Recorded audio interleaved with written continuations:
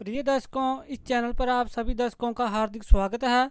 दर्शकों, आज हम जानेंगे अक्टूबर महीने की पूर्णिमा पूजा विधि जानेंगे।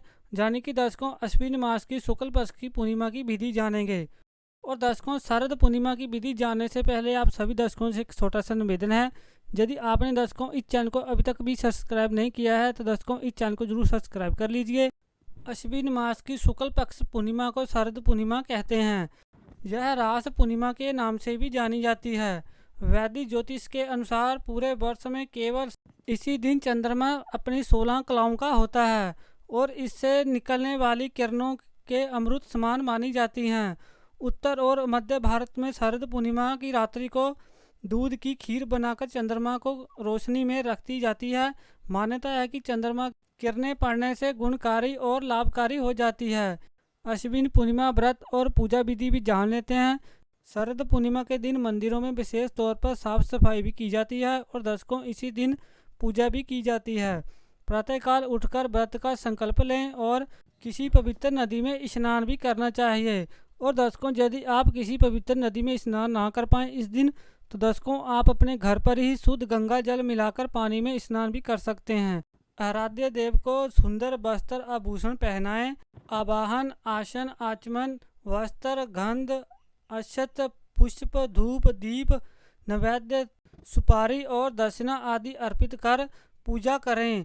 रात्रि के समय गाय के दूध से बनी खीर में घी और चीनी मिलाकर आधी रात के समय भगवान को भोग जरूर लगाएं।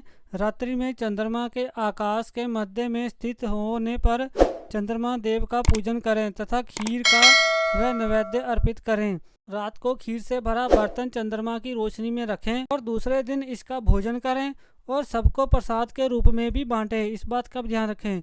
और दर्शकों, रात को खीर रखते समय इस बात का ध्यान रखें कोई इसको बिल्ली आदि इसको खा ना जाए।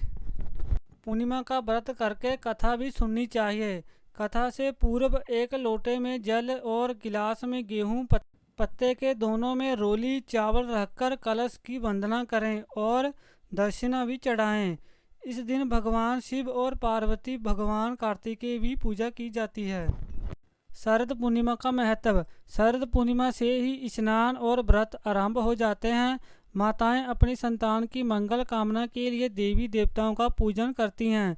इस दिन चंद्रमा पृथ्वी के बेहद करीब आ जाता है। शरद ऋतु में मौसम एकदम साफ रहता है। इस समय में आकाश में ना तो बादल होते हैं और ना ही धूल और गुबार होता है।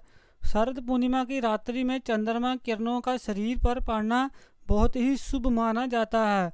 क्योंकि दर्शकों, चंद्रमा की किरणें आपको शरद पूर्णिमा के दिन जरूर लेनी चाहिए। आपको चंद्रमा की रोशनी में थोड़ी देर के लिए जरूर बैठना चाहिए। इससे मन शांत रहता है। इस बात का भी ध्यान रखें। तो दर्शकों, आज आपने जाना है शरद पूर्णिमा के महत्व के बारे में। और दर्शकों, वीडियो अच्छा लगे तो चैनल को सब्सक्राइब करना भी मत भूलिएगा।